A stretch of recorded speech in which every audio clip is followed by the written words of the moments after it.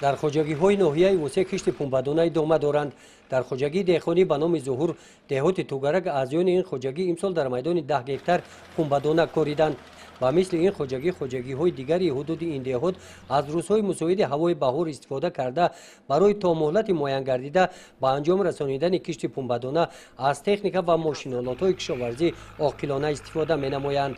در حدود جمعیت دهات توگرک در میدان 1180 هکتار کشت پنبه‌دانه به نقشه گرفته شده است. موافق دورنما تا حال در میدان 600 هکتار پخته کش گذرانده شده است و خوجگی دهخانی از بود هوای مساعد استفاده برده کشت پنبه‌دانه با سرعت ادامه داده ایستاده‌اند.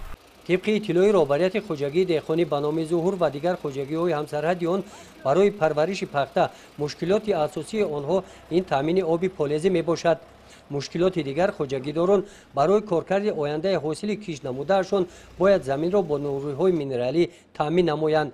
با آنها لازم می‌آید که نوری‌های مینرالی را نظر به سال گذشته امسال با ارزش 2 برابر زیاد دسترس نمایند.